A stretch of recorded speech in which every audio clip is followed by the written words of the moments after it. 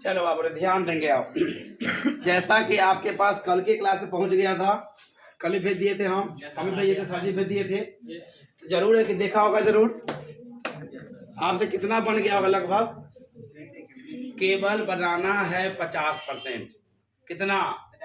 अगर 50 प्लस है तो बेस्ट है, 50 प्लस अगर ना है तो आपको और पढ़ने की जरूरत है, आपको और ज्यादा समय देने की जरूरत है। आप हम देख रहे हैं कि क्या सवाल दिया है क्या नहीं, ऐसे हम नहीं देखे हैं, लेकिन एक बार देख लेते हैं। आज सुबह में सिर्फ देखे थे इसको, आज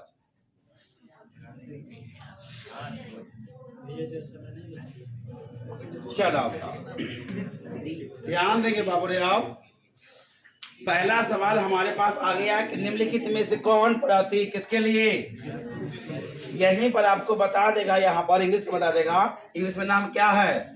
अगर फिर भी समझ में ना आता है तो कहेंगे क्या, निषेचन के लिए। किसके लिए?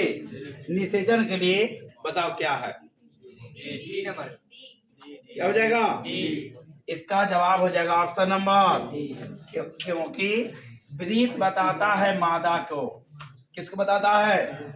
ये आयत टाइप का या वर्ग टाइप का बताता है किसको, लेकिन इसका कोई जानकारी नहीं है, कोई जानकारी नहीं है। जब मादा और नर जब आपस में मिलते तो वही कहलाता है मैथुन, जो हमारा ऑप्शन नंबर डी है। ये आपको आएगा कहाँ पर? वंशावली विश्लेषण में। वंशावली विश्लेषण में मतलब चैप्टर नंबर 5 था आपका। ओके चलो बाबू रे, आप इसके आगे चलते हैं। अब हम नाम आ गया कि निम्नलिखित में से कौन क्रोमोसोमीय विकार नहीं है। क्रोमोसोम जैसे देता है, अगर हम लिखाते हैं गुणसूत्र, क्या लिखाते हैं हम, तो बच्चे यहाँ पर फंस जाते हैं। आप क्रोमोसोम हमारा इंग्लिश नाम है, कौन नाम है, और इसी में हमारा आएगा हिंदी नाम जिसका नाम है गुणसूत्र।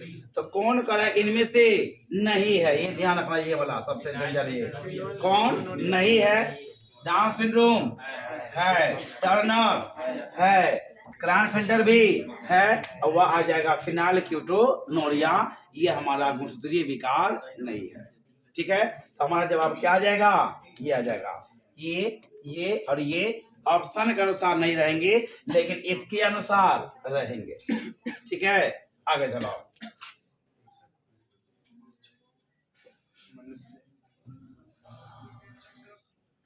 आप बताओ हमारा जवाब इसका क्या आएगा। निम्नलिखित में से किस जंतु में मादा विषम युक्तता पाई जाती है? क्या नाम आ गया? मनुष्य में रहेगा एगो नर, जबकि दूसरा नर का रहेगा X और मादा का रहेगा XX। मादा सम युग्मता है। मादा में क्या गया? दोनों के दोनों समान। मधुमक्खियों में सेम वही रहेगा, मादा में क्या गया? सम युग्मता गया। बिल्ली में भी वही रहेगा X और Y, और रहेगा क्या? XX। ये क्या है था? मादा है। पक्षी के बारे में आपको होना चाहिए। आप पक्षी में आ जाएगा Z और आ जाएगा Z, और क्या मादा में क्या गया? दोनों के दोनों अलग अलग आ गए, इसलिए कहलाएगा मादा विषम युग्मता। कैसे पाए जाएंगे? पक्षी के अंदर पाए जाएंगे। ठीक है, बाकी तीनों में सम युग्मता पाए जाएंगे। क्या पाए जाएंगे? किसमें? केवल और केवल। अब यही बात आएगा कि नर में हो जाएगा अलग अलग, अब पक्षी में आ जाएगा नर में सम युग्मता। क्लियर? आगे चलो।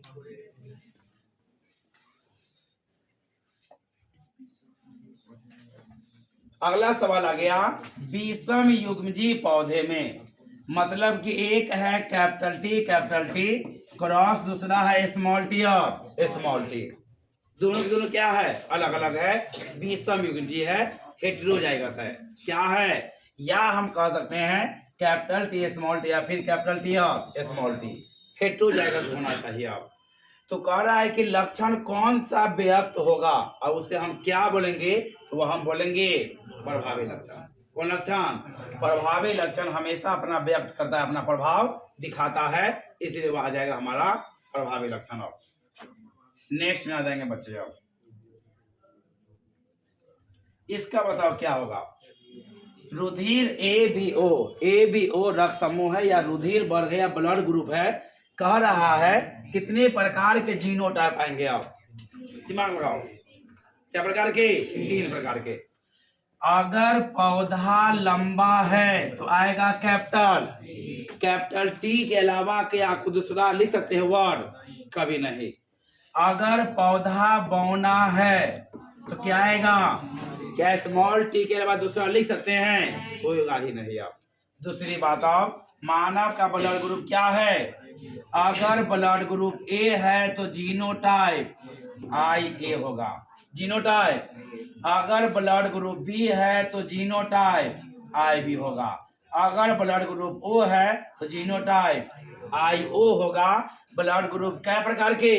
3 प्रकार के। पूरा हो जाएगा क्या प्रकार? 4 प्रकार। ये दोनों आपस में जुड़ जाएगा तब। लेकिन जीन में कोई परिवर्तन नहीं हो रहा है अब, इसलिए 3 ब्लड ग्रुप आया। 3 के कारण हमारा आंसर भी हो जाएगा। ठीक है, आगे बढ़ाओ। इसके आगे चलेंगे बच्चे। आप नाम आ गया कि निम्नलिखित में से किस वैज्ञानिक ने रिकॉम्बिनेशन मैप, पुनर्योगज नक्शा, पुनर्योगज, और ये पुनर्योगज का मतलब हमारा आएगा कहाँ पर? आप बायोटेक्नोलॉजी में। कहाँ पर आएगा? बायोटेक्नोलॉजी में आएंगे। इससे भी हम आंसर कर सकते हैं, ध्यान देना। आप मेंडल का संबंध जेनेटिक्स से किससे है? सट्टन एवं बाबेरी का संबंध है जेनेटिक्स से। मॉर्गन का भी संबंध किससे है? जेनेटिक्स से। बच गया कौन? अब तो हम बोल देंगे कि हमारा क्या आ गया? आंसर आ गया। एक बताओ आप, गुणसूत्रीय सिद्धांत, वंशागति का गुणसूत्रीय सिद्धांत किसने दिया? सट्टन एवं बाबेरी ने दिया। जबकि प्रयोग किसने किया? तो वह मॉर्गन ने किया। किस पर प्रयोग किया? ड्रोसोफिला नामक कीड़ा पर, फल मक्खी पर। ड्रोसोफिला नामक फल मक्खी पर वंशागति का गुणसूत्रीय सिद्धांत का सफल प्रयोग किया। जबकि सिद्धांत किसने दिया? सट्टन एवं बाबेरी ने। आप नेक्स्ट में आ जाओ बच्चे। आप आगे आप एक संकरण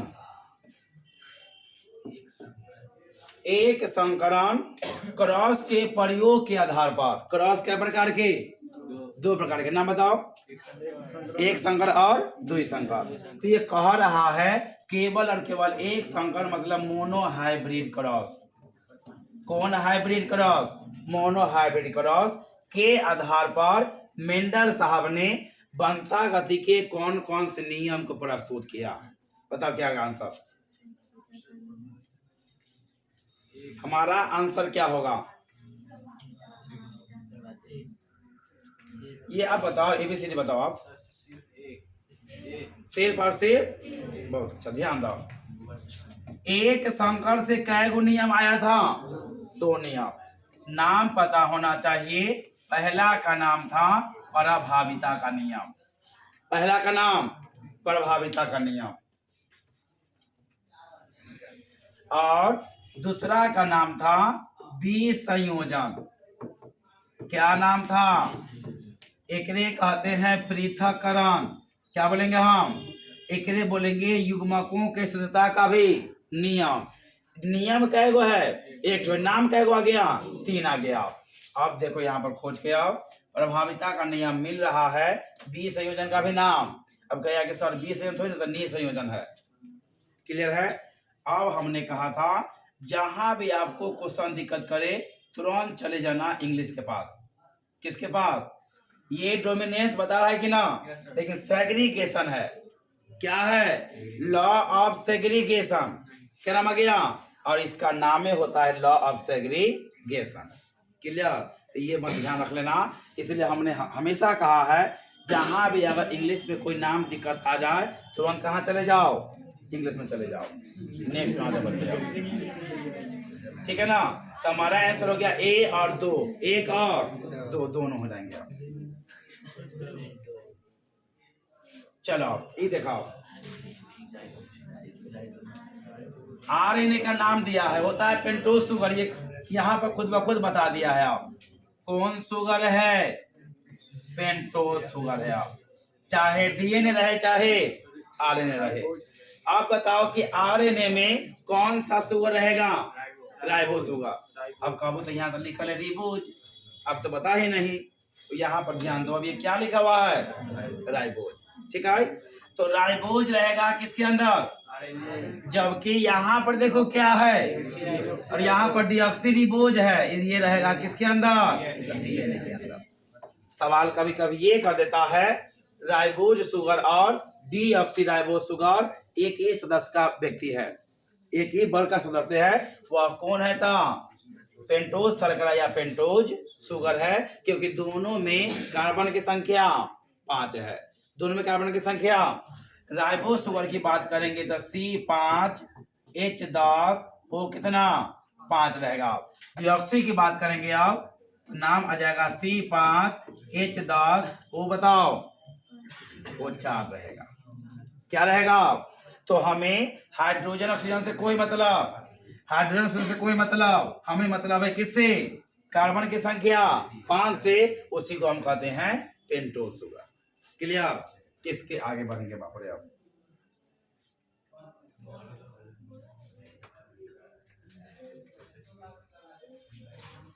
ये नाम आ गया, निम्न में से किस कारणवश डीएनए कुंडली के दोनों पॉलीन्यूक्लियोटाइड रज्जुकों के बीच लगभग समान दूरी होती है?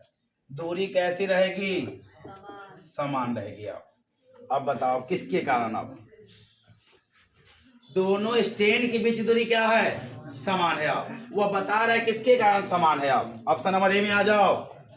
प्रत्येक पॉलीन्यूक्लियोटाइड की श्रृंखला का जो आधार होता है फॉस्फेट एवं शर्करा का बना होता है। सही बात है, मतलब दोनों के दोनों स्टेन शुगर एवं फॉस्फेट के बना होता है।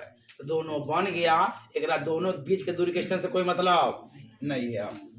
दोनों पॉलीन्यूक्लियोटाइड रज्जुओं में एंटी पैरल पोलैरिटी होती है, मतलब ये दोनों के दोनों एक दूसरे के रज्जु में भागते हैं। आप इससे से कोई मतलब नहीं है।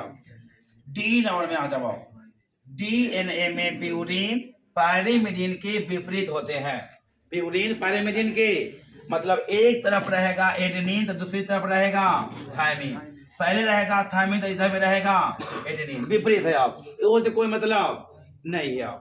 लेकिन सी कह रहा है दोनों रज्जुकों में बेस हाइड्रोजन बॉन्ड के कारण एक दूसरे से जुड़े रहते हैं, और यही जुड़ने के कारण दोनों की दूरी क्या होती है? समान होती है। क्लियर? हाँ, बीच में बंधन आएगा, एडेनिन और थायमिन के बीच क्या बंधन? 2 बंधन। गुआनिन और साइटोसिन के बीच 3 बंधन रहेंगे। इससे हमें कोई मतलब, दोनों की दूरी क्या रहेंगे? समान रहेंगी। ये हमारा स्टेन है, समान दूरी है, स्टेन का भी दूरी क्या हो जाएगी? समान हो जाएगी। किसके कारण? दोनों के दोनों हाइड्रोजन मतलब जो भी नाइट्रोजन क्षार रहेंगे बंधनों के कारण। क्लियर? इसके आगे बढ़ो आप।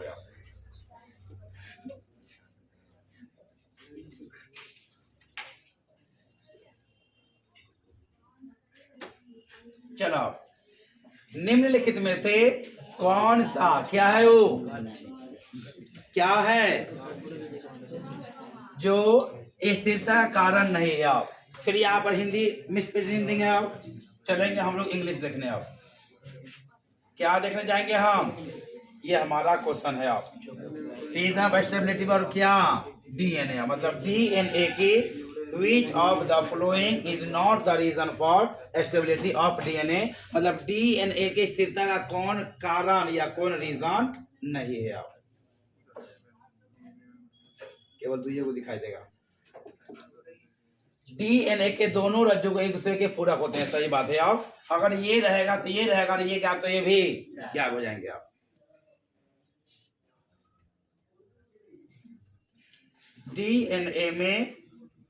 डीएनए में मरम्मत संभव होता है। आगे बढ़ेंगे आप। डीएनए में प्रत्येक न्यूक्लियोटाइड अवशेष में पेंटोज शुगर होते हैं। ये सही बात है। आप डीएनए में यूरेसिल के स्थान पर थायमिन होते हैं। ये भी सही बात है। डीएनए में मरम्मत क्या है? ये सही बात है। मतलब कि ये क्या गया? स्थिरता बनी रहती है। अब हमारा आंसर क्या जाएगा? Option number B. Option number B, 10 का बी कर देना आप।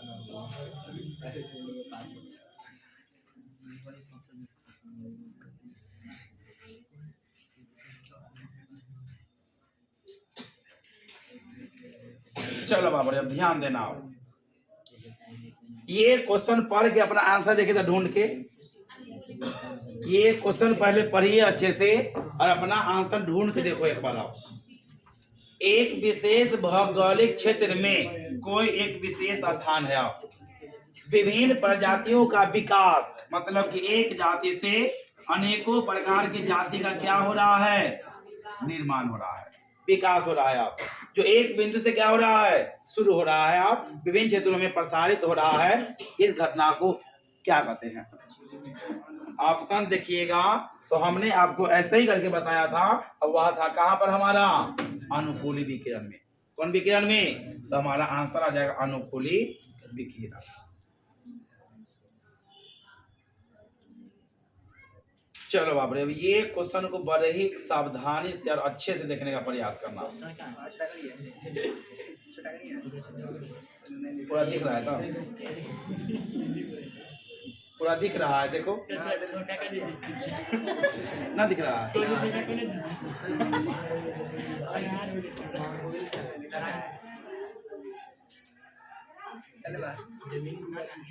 चलो ध्यान दो, अच्छे से समझना आप। निम्नलिखित में से कौन सा कथन, पास समझना आप, निम्नलिखित में से कौन सा कथन जीवन के उत्पत्ति के बारे में क्या है, असत्य है। अगर पहली बार इसको अगर पढ़िएगा तो 100% गलती होना तय है। बात समझाओ और बात समझो। ओपेरिन और हेल्डेन, हेल्डेन नाम है यहाँ पर, ठीक है ना। ओपेरिन और हेल्डेन के अनुसार जीवन का पहला स्वरूप पहले से विद्यमान जीवन रहित कार्बनिक अणुओं से प्राप्त हुआ है, ये सही बात है। ये क्या है था, सही बात है। जीवन की उत्पत्ति के समय वायुमंडल में ऑक्सीजन मुक्त नहीं था, ये वो सही बात है। आप पढ़ते हैं, जब पृथ्वी पर जीवन की उत्पत्ति हुई थी तो कौन सा गैस स्वतंत्र नहीं था, और वह हमारा ऑक्सीजन। क्या नाम आ गया, मुक्त ऑक्सीजन का फॉर्मूला क्या होगा बताओ। मुक्त ऑक्सीजन का फॉर्मूला क्या होगा, केवल और केवल O2 क्या आएगा। लेकिन जब किसी के साथ रहेगा तब रहेगा H2O, रहेगा CO2, ये किसी के साथ है, स्वतंत्र नहीं है। पृथ्वी की उत्पत्ति हुई 4.5 करोड़ वर्ष पहले, ये सही बात है। अब असला केवल कै ऊपर है, आप एक ऊपर है। मिलर ने अपने प्रयोग में बंद फ्लास्क में ऑक्सीजन, मीथेन, हाइड्रोजन और क्या चीज, अमोनिया का उपयोग करके इतना का ताप, ये सही बात है। ये भी क्या है, मतलब चारों के चारों क्या है, सही बात है। लेकिन ढूंढ के देखो ये गलती कहाँ छिपा हुआ है, कोई ना कोई आंसर होबे ना करेगा, लेकिन खोज के देखो कि आंसर हमारा कहाँ छिपा हुआ है।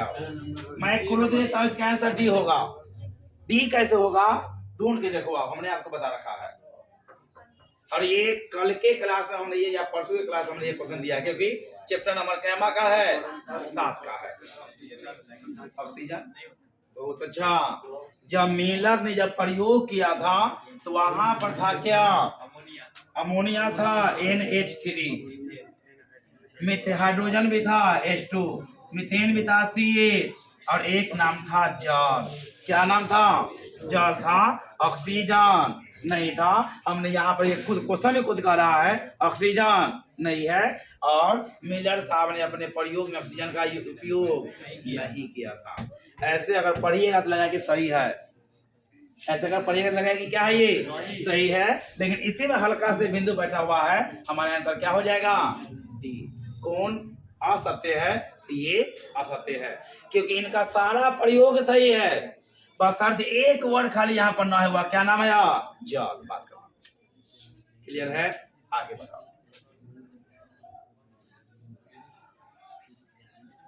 इसलिए क्वेश्चन के आकार से हम कभी न डरेंगे, क्वेश्चन के आकार से हमें डरने की कोई जरूरत नहीं है। बड़ा क्वेश्चन आसान रहते हैं। अब निम्नलिखित में से किसके द्वारा DNA तकनीकी का प्रयोग सबसे पहले, मतलब DNA फिंगरप्रिंटिंग का विकास किसने किया, DNA फिंगरप्रिंटिंग का विकास किसने किया, खोज के देखो क्या है। अलेक्स जेफरीज ने, अमेरिका के रहने वाले थे, सबसे पहले किए थे। लाल जी सिंह का भी नाम याद होगा, ये हमारे भारतीय डीएनए फिंगरप्रिंटिंग का जनक है। भारतीय डीएनए फिंगरप्रिंटिंग का जनक कौन है? लालजीत सिंह है। डीएनए फिंगरप्रिंटिंग का मुख्यालय हमारे भारत में कहाँ है? डीएनए फिंगरप्रिंटिंग का मुख्यालय हमारे भारत में कहाँ है? हैदराबाद। कहाँ पर है? हैदराबाद में है। अब वाटसन और क्रिक ने क्या किया था? डीएनए का डबल हेलिक्स मॉडल प्रस्तुत किया था। क्रिक ने क्या किया था? सेंट्रल डोगमा प्रस्तुत किया था। ठीक है, ये ध्यान रख लेना। आगे चलो बाबू आओ जी। ए नंबर आंसर होगा। ए नंबर आंसर होगा। चलो, निम्नलिखित में से किस स्थान पर दमनकारी, कौन कारी? मतलब कि देखो यहाँ पर लिखा हुआ है, यहाँ पर आप रिप्रेसर प्रोटीन कहाँ पर जुड़ता है? और वह जुड़ेगा कहाँ पर? प्रमोटर वाले भाग पर। कौन भाग पर? उन्नायक, परचालक, ये सब नाम आपको तंग करेगा। यहाँ पर देखो क्या है, एक जगह क्या लिखा गया?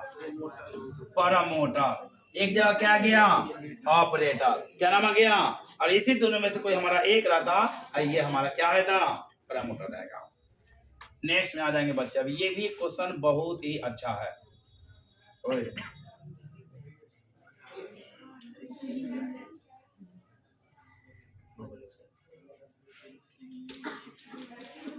ध्यान देना। निम्नलिखित में से किसने पेनिसिलिन की पुष्टि एक शक्तिशाली एवं प्रभावशाली एंटीबायोटिक के रूप में किया था? बात समझना। मतलब कि पुष्टि किया। देखो बहुत अच्छे समझना, क्या किया है? पुष्टि किया है। दुनिया का पहला एंटीबायोटिक का नाम क्या है? पेनिसिलिन है। क्या नाम है? पेनिसिलिन है, जिसका खोज किसने किया था? अलेक्जेंडर फ्लेमिंग ने। लेकिन कहला इसका क्या कर रहा है? पुष्टि कर रहा है। और वह करेगा कौन? अर्नेस्ट चैन और हार्वर्ड फ्लोरे ने किया था, जिसके कारण चैन को, फ्लोरे को और फ्लेमिंग को तीनों का नोबेल प्राइज मिला था। इसका आंसर दुनिया का लगेगा कि क्या है, लेकिन रहेगा क्या? क्योंकि ये क्या कर रहा है? पुष्टि किया था। क्या किया था? पुष्टि किया था। हाँ, यहीं पर आता एंटीबायोटिक का खोज किसने किया? अलेक्जेंडर फ्लेमिंग ने। बताओ, पेनिसिलियम का खोज किया गया था किसके द्वारा? कवक का नाम तो नहीं बतावा। Penicillium notatum. वाक्समैन, क्या नाम है? वाक्समैन का नाम बताओ।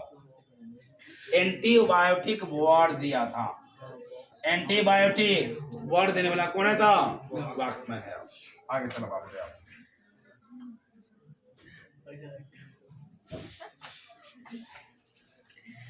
चलो, निम्नलिखित में से कौन साइट्रिक आम्ल उत्पादन करता है? कौन आम्ल? साइट्रिक को ही हम बोलेंगे कौन आम्ल? सिट्रिक। क्या नाम आएगा? सिट्रिक। ऑप्शन नंबर कितना में है? जो कि नहीं होगा, हमारा आंसर क्या होगा? Aspergillus Niger. ये बात ध्यान रख लेना। एसिटोबैक्टर एसिटिक अम्ल का खोज करने वाला है। कौन आम्ल? एसिटिक आम्ल। जबकि एस्परजिलस नाइगर सिट्रिक या साइट्रिक अम्ल का उत्पादन करने वाला है। चैप्टर नंबर 10 में आपको मिल जाएगा, जा करके एक बार इसको पढ़ लेना, कि बहुत जरूरी वाला सवाल आएगा इसका। नेक्स्ट में आ जाओ बच्चे। आप नाम आ गया स्ट्रेप्टोकाइनेज। ये एंजाइम है, लास्ट में लग गया एज। क्या लग गया लास्ट में? समझना कि वह एंजाइम है के बारे में गलत है। तो पहले कह दिया कि क्या है? हमने यहाँ बताया था स्ट्रेप्टोकाइनेज एक ऐसा एंजाइम है जो हमारे रक्तवाहिनी में जमे हुए रक्त के थकाव क्या करेगा? साफ कर देगा। ये भी सही है। स्ट्रेप्टोकोकस से प्राप्त होता है, ये भी सही है। हमारा गलत क्या आ गया? ये आ गया। यह प्रतिरक्षा निरोधक के रूप में काम करता है। हमारा आंसर ये है, जो कि क्या है? बिल्कुल गलत है। क्या है? गलत है। नेक्स्ट में आ जाओ बच्चे। आप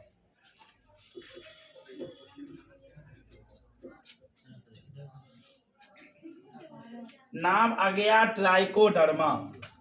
क्या नाम आ गया? ट्राइकोडर्मा आ गया। जो कह रहा है किस मतलब इसमें कौन गलत है? ट्राइकोडर्मा में कौन क्या है गलत है? अब बाबू रे एक बात ध्यान में रख लेना, ट्राइकोडर्मा एक प्रकार का कवक है। क्या है? कवक है। यह जीवाणु नहीं है, यह जीवाणु पहले ही गलती हो गया।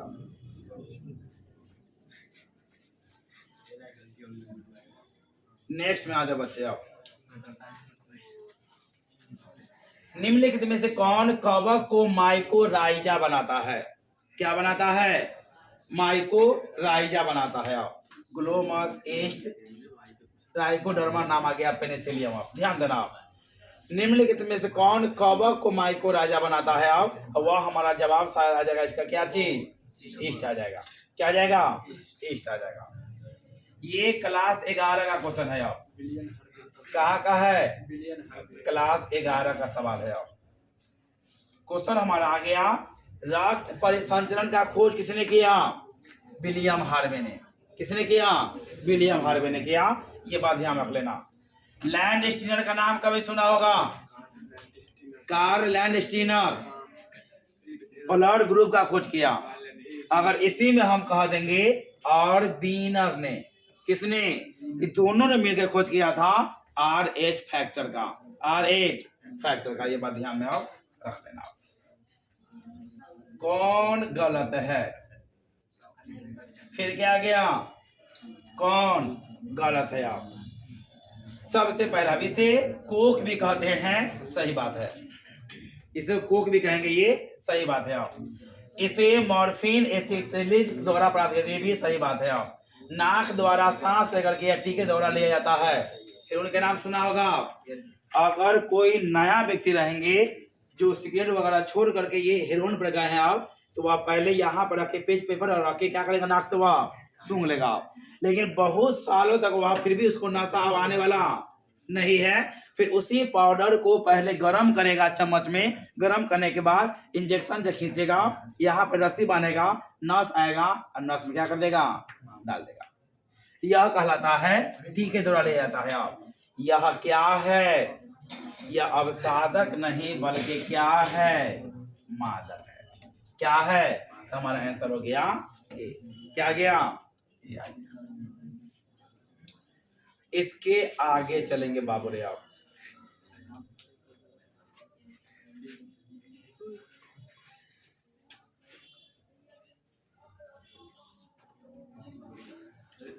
बताओ क्या है? चैप्टर नंबर 8 मिलेगा। ट्यूमर क्या प्रकार के? बिनाइन और मैलिग्नेंट। बिनाइन और वैसा ट्यूमर जो एक जगह स्थिर होते हैं, यह मानव को कोई जल्दी हानि नुकसान नहीं करते हैं, उसे हम कहते हैं बिनाइन ट्यूमर। कौन ट्यूमर? एक नाम आ गया मैलिग्नेंट ट्यूमर। कौन ट्यूमर? वैसा ट्यूमर जो मानव में रक्त के साथ मिलकर, किसके साथ मिलकर? पूरे शरीर में फैल जाते हैं, उसको हम कहते हैं क्या? Malignant tumour. रुक जाना। यही मैलिग्नेंट ट्यूमर से निकली हुई कोशिका रक्त के द्वारा दूर दराज पर पहुंच जाता है। दूर दराज के स्थानों में पहुंच जाता है। इस घटना को क्या कहते हैं हम? मेटास्टेसिस। क्या नाम कहलाएगा? मेटास्टेसिस कहलाएगा। जाके देखना, आपको ये आसानी से मिल जाएगा। आप नेक्स्ट में जो बच्चे आओ, निम्नलिखित में से कौन एड्स के बारे में गलत है? कोई 4 में से कोई ऐसा होगा जो एड्स के बारे में क्या है? गलत है। आप पहले अपने से पढ़ के देखो क्या कह रहा है। पहले अपने से आंसर ढूंढने का प्रयास करो। बी होगा। क्या होगा? अपने से पहले आंसर ढूंढने का प्रयास करो। बहुत अच्छा। साहब जी यहाँ पर क्या कह रहा है? ये ध्यान रहे। इसका मतलब आपको 3 को आंसर मिल जाएगा। आपको बताइए आंसर क्या होगा? डी। चलो डी एक तो आया। और बताओ। बी। चलो बी भी आया। बहुत अच्छा। और बताओ। ह्यूमन का होता है एच, इम्यूनो का होता है आई, डिफिशियंसी इसी में आ गया। वायरस क्या होता है, मतलब एड्स होता है किसके कारण, ये सही कि गलत, ये वो सही है। और बताओ आप, ध्यान दो, यह एक विषाणु जनित रोग है, सही बात है आप। यह HIV से होता है, यह सही बात है आप। HIV से संक्रामक एवं एड्स के लक्षण, मतलब आज संक्रमण हुआ और लक्षण आने में के बीच में हमेशा समय होता है। समय होता है कि ना, 6 महीना से लेकर 16 साल तक हो सकता है। 6 महीना से लेकर के 15-20 साल तक भी लग सकता है। दूसरी बात अब आ गया, ये सही है, आ गया कहाँ पर, अब इसमें ढूंढना पड़ेगा कि कहाँ गलती है। अब एड्स से संक्रमित व्यक्ति में कौन लसिकाणु, जबकि हमने आपको साफ साफ बता दिया था कि यह टी हेल्पर कोशिका को क्या कर देता है, नष्ट कर देता है। बी को टच भी नहीं करेगा, या टी हेल्पर कोशिका को नष्ट करता है, या T4 को करता है, या टी कोशिका करता है, लेकिन बी को नहीं करता है। इसलिए क्या है, इसलिए हमारा आंसर भी डी। ठीक है, ये सब आसान सवाल में गलती करते हो आप। क्वेश्चन को बड़े ही अच्छे से पढ़ने का प्रयास करो बाबू आप। चैप्टर नंबर 8 आ गया। निम्नलिखित में से किस अंग में लसिकाणुओं का एंटीजन के साथ पारस्परिक क्रिया होती है, कहां पर, किस अंग में लिम्फोसाइट का एंटीजन के साथ पारस्परिक क्रिया होती है, और वह रहेगा हमारा कहां पर, थाइमस में। कहां पर होगा, नहीं थाइमस नहीं होगा, ये द्वितीय लसिका अंग कहां पर हो जाएगा हमारा, द्वितीय लसिका अंग में हो जाएंगे आप। ये बात ध्यान रख लेना, आप आगे बढ़ेंगे आप। चलो, निम्नलिखित में से कौन एक स्व प्रतिरक्षा रोग है, ऑटो इम्यून डिजीज। हमने यहाँ पर साफ ऐसे ही क्वेश्चन लिखा दिया होगा, कौन है, अब वह हमारा रूमेटाइड आर्थराइटिस। रूमेटाइड आर्थराइटिस आपको ये चैप्टर नंबर 11 मिल जाएगा। क्या मिल जाएगा, 11 मिल जाएगा। नेक्स्ट आ जाओ बच्चे आप।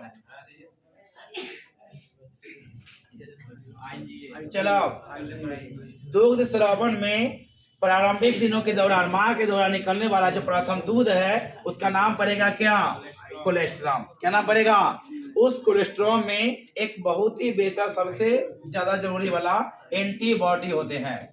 क्या रहेगा, बहुत ही महत्वपूर्ण पदार्थ जिसका नाम है एंटीबॉडी, वो एंटीबॉडी होते हैं। उस एंटीबॉडी का नाम बताओ, आ जाएगा हमारा IG।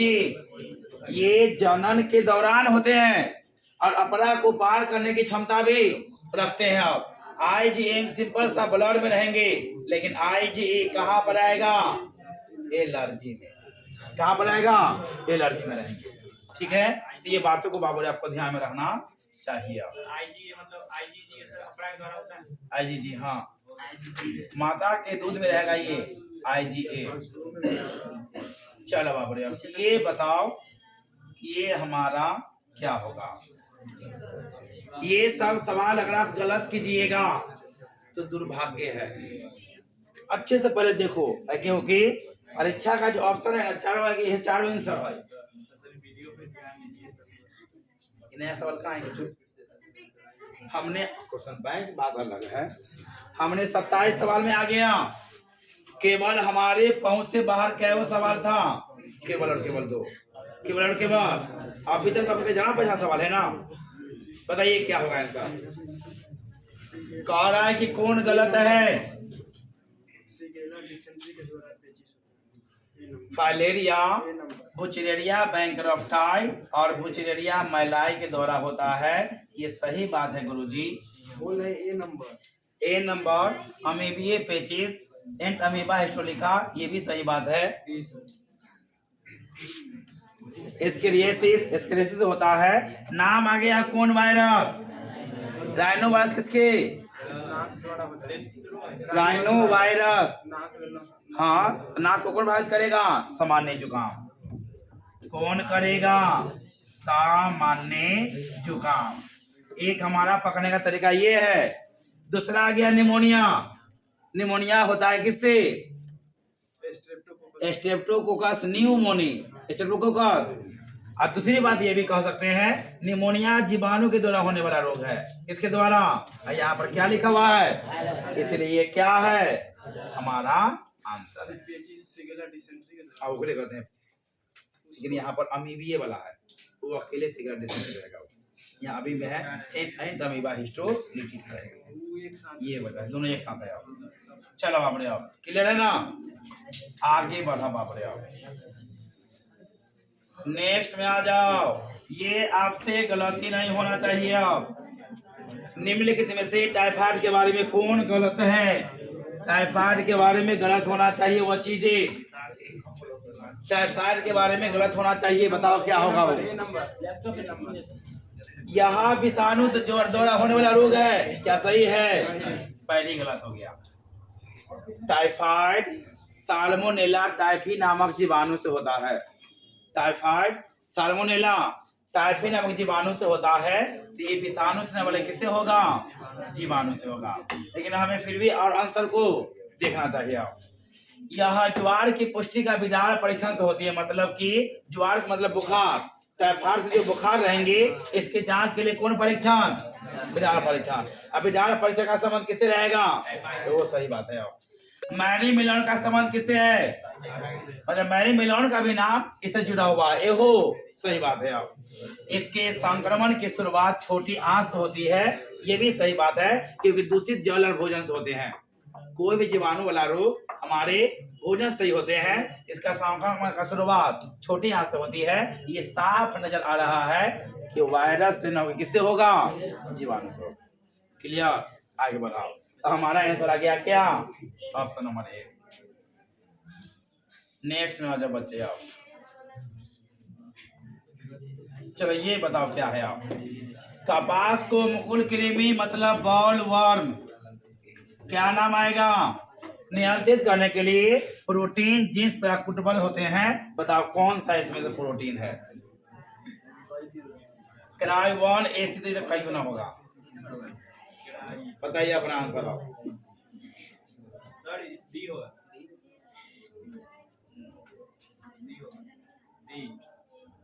हमारा आंसर क्या है? नदी हो जाएगा सही बात। हमारा आंसर क्या हो जाएगा? क्राई1 AB, फिर आ जाएगा क्राई2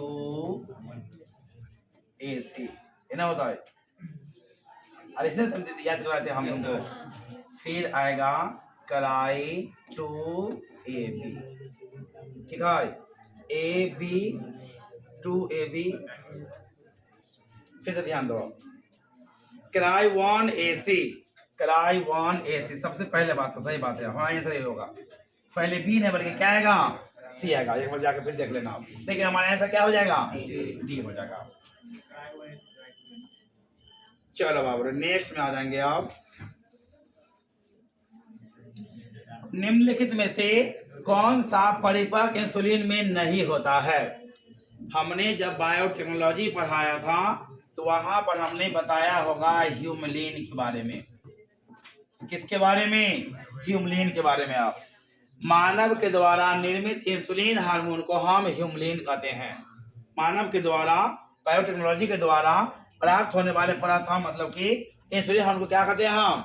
जो 2 श्रृंखला से बना होता है। क्या वो श्रृंखला से? नाम आएगा श्रृंखला ए और श्रृंखला, और दोनों के दोनों श्रृंखला बंधा होता है डाइसल्फाइड बंधन से। इसका मतलब ये क्या हो जाएगा? गलत हो जाएगा।